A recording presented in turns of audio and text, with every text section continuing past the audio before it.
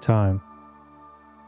It is the only thing every human is given equally. 24 hours a day. Doesn't matter who you are, where you live, what you do. That part is equal for all of us. The only resource we will all eventually run out of. And lately, I find myself thinking a lot about my past. Yup, that's me. I don't remember exactly how old I was in this photo, but it's kind of very interesting to be able to look back at some of these photos and just think about how innocent I was. And for the little photos that I do have to look back on, it's a really good reminder of how easily time flies by and how much we really think we have time when we don't. 1. That's the exact number of lives that we have. And the moment we transition from being kids to adults, it seems as though we forget that because responsibilities start to show up and they never really stop. Bills become part of everyday life. Bills for things that we planned, like a flight to Japan, or a new camera or phone to capture the moment. And then there are the ones that we never really planned for, like that unexpected trip to the ER. Suddenly, a big part of our lives becomes about keeping track of the things that we owe.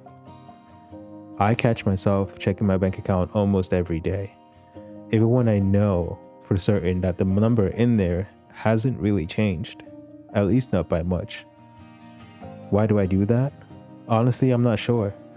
I think it was a habit I picked up back in college when I couldn't afford much without the help of my parents.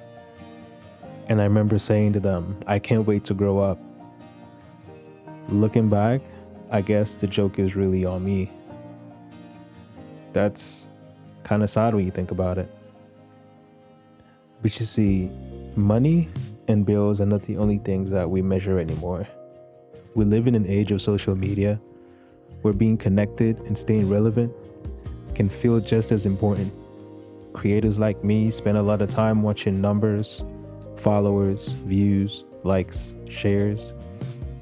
We track who watched our videos, who liked it, and how many people engaged with it.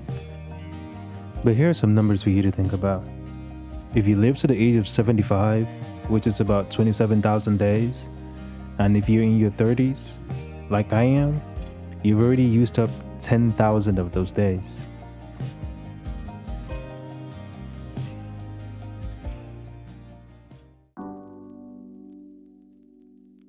It's been a year since my last video on YouTube, and there are two main reasons for it.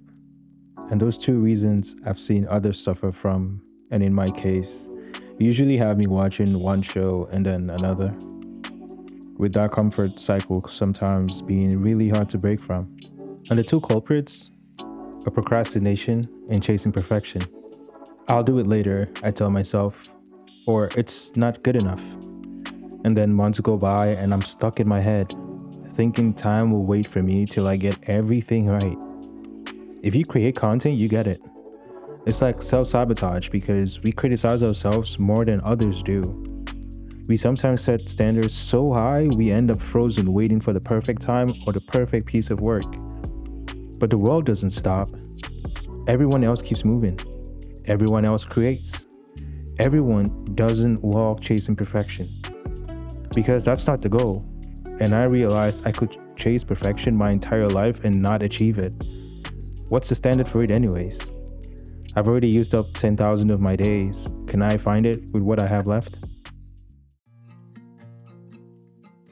There is so much going on around us.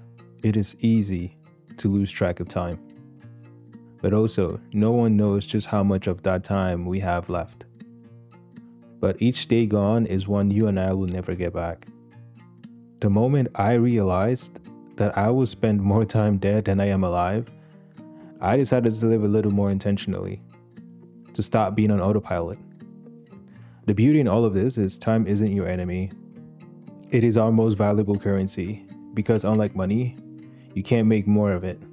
And as a wise man once said, in the time that you have, you could become a seeker. You could be loving more.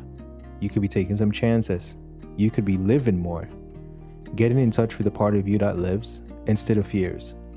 You could choose to create or consume, because once your time is up, you won't be getting back any of it.